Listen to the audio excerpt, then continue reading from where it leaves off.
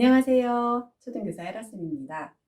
수학학원 굳이 보내셔야겠다면 이렇게 하셨으면 좋겠습니다.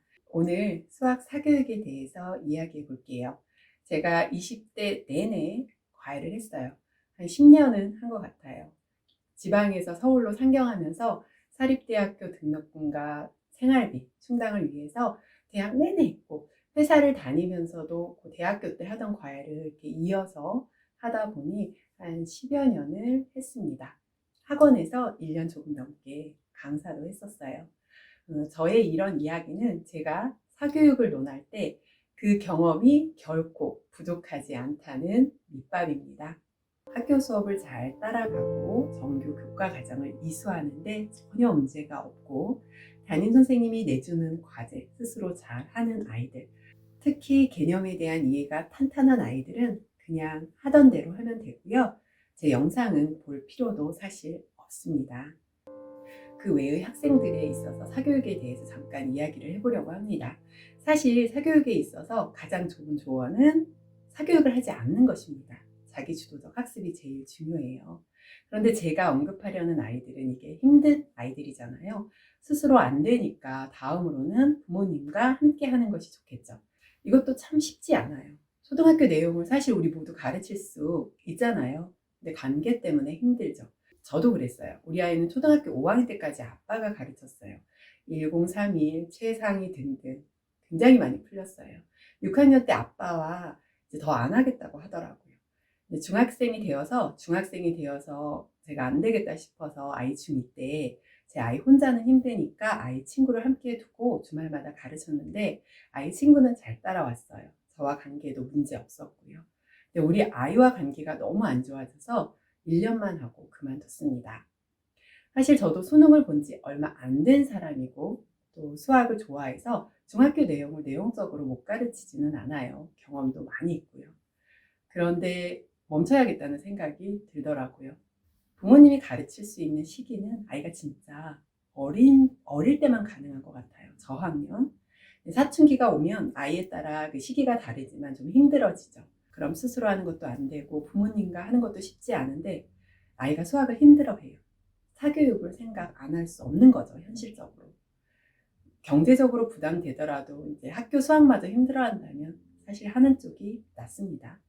그냥 두면 잘하는 아이들과 점점 간격이 벌어질 거예요.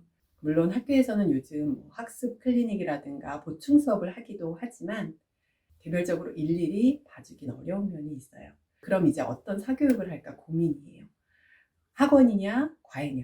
학원이라면 이름이 알려진 대형 학원이냐, 아니면 소규모 학원이냐. 과외라면 전문적인 과외 선생님이냐, 아니면 대학생 과외도 괜찮은가. 이런 고민이 생기는데요. 공교육 교사가 이런 말하기 그렇지만 학원 과외 둘 다 괜찮습니다. 다만 수학 학원은 대형 학원보다는 1대1 교습이 가능한 소규모 학원을 추천해요. 많은 아이들을 데리고 하는 학원의 경우에는 집중력이 짧고 수업 중 성실하기 힘든 학생, 즉 진짜 사교육이 절실히 필요해서 학원을 찾아간 친구들, 그런 학생들은 배우는 거 없이 그냥 앉아있는 경우가 사실 은근히 많아요. 다수의 아이들이 있는 곳에서 집중하고 열심히 공부할 수 있었다면 사실 학원까지 올 필요도 없어요. 학교 공부로도 충분했을 거예요. 또 제가 대형 학원보다는 소형 학원을 추천하는 다른 이유는, 대형 학원은 개념만 설명해주고 있기가 힘들어요. 강사 선생님이 문제를 많이 풀어줄 거예요. 학부모님이 학원 교재나 문제집을 검사하면 많이 풀려있는 그 모습에 안도하시고 또 우리 아이 학원 잘 다닌다고 생각할 텐데요. 아이 스스로 해결한 것이 아닌 선생님이 풀어준 답만 써올 수도 있다는 가능성도 생각하셔야 해요. 또 아이 스스로 해결한 것이라도 개념에 대한 이해를 확실히 안 것인지, 이해한 것인지, 유형만 푸는 스킬만 달달 외워서 계속 문제를 푸는 것은 아닌지 또 고민해 보셔야 돼요. 우리의 최종 목표가 수학에서 4, 5등급, 수능에서 4, 5등급이라면 그렇게 하셔도 되지만 그거 아니잖아요. 물론 대형 학원은 숙제가 많다 보니 그걸 해결하다 보면 당장 눈에 띌 수 있는 성적은 향상될 수도 있어요. 그렇지만 당장의 성적보다는 확실한 개념에 대한 이해와 실력 향상을 위해서는 저는 소규모 학원을 추천해요. 교습소 이런 것도 좋아요. 아까 말씀드렸듯이 공부를 잘하는 아이들을 이야기하는 것이 아닙니다. 그리고 교습소나 소형 학원도 선생님이 문제를 막 풀어주는 그러한 학원이 아니라, 그러니까 선생님은 조금 말씀을 줄이시고 개념에 대한 훈수만 두시고, 그리고 아이 스스로 문제를 풀 수 있게끔 해주시는 그런 선생님이 있는 학원을 추천해요. 주위에 잘 한번 찾아보세요. 형편이 되신다면 과외도 괜찮습니다. 과외는 대학생 과외보다는 전문적으로 과외를 하시는 선생님을 추천해요. 제 경험상 대학생 과외는 과외를 업으로 하시는 선생님들보다는 좀 덜 열심히 하게 돼요. 사람에 따라 다르지만. 저도 20대에 오랫동안 과외를 했어요. 그런데 제 삶의 목표 중에 과외 선생님은 없었어요. 돈을 받으니 그 값어치는 하자라는 그러한 마음가짐은 있었지만 딱 거기까지. 그러니까 적당히 열심히 하자라는 마음이었지 최선을 다하지는 않았던 것 같아요. 대학교 다닐 때 과외하다 보면 가끔 친구들과 약속이 생겨서 수업 일정을 자주 연기하기도 했거든요. 지금 생각해보면 참 미안해요. 아이들 시간이 얼마나 소중한데 개인적인 약속 같은 것으로 자꾸 미루게 되면 안 되는 거잖아요, 사실은. 전문적으로 과외하시는 선생님들은 그런 경우가 덜 하실 거예요.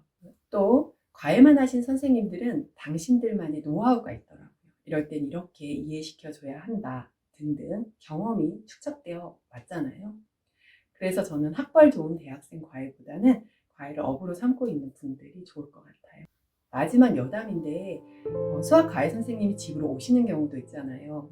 부모님들이 이렇게 다른 방에 계시거나 거실에 계실 때 선생님 목소리가 들릴 때가 있죠.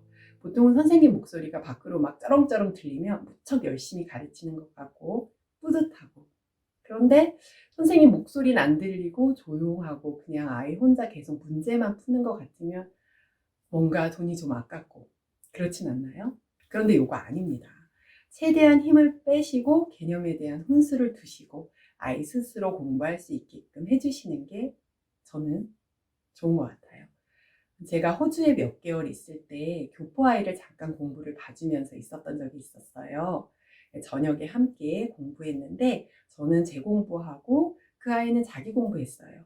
그리고 가끔 모르는 문제나 개념이 나오면 제가 풀어주진 않고 막 적극적으로 풀어주지는 않고 개념에 대해서 약간 훈수를 두는 시기였는데 한 5개월, 6개월 정도 있었는데 그 학교에서 수학 탑을 찍었어요. 물론 해외에서 우리 아이들이 수학을 잘하기도 하지만 그 정도까지의 학생은 아니었거든요. 과외 선생님 목소리가 밖으로 들리지 않는다고 공부를 하는 거야 안 하는 거야 이렇게 생각은 안 하셔도 되세요. 여담으로 흘렀지만 저의 결론은 수학은 1대1로 봐줄 수 있는 환경이 조성된 조금 소규모 학원, 교습소 이런 곳을 추천하고요. 그리고 과외 선생님은 전문적으로 해주시는 선생님이 더 보통은 더 나을 것 같아요. 그리고 혹시 집으로 방문하신다면 거실로 선생님 목소리가 들리지 않는다고 해서 걱정하지 마세요. 힘을 빼시고 수업하시는 선생님이 진정한 능력자인 거예요. 오늘은 여기까지입니다. 감사합니다.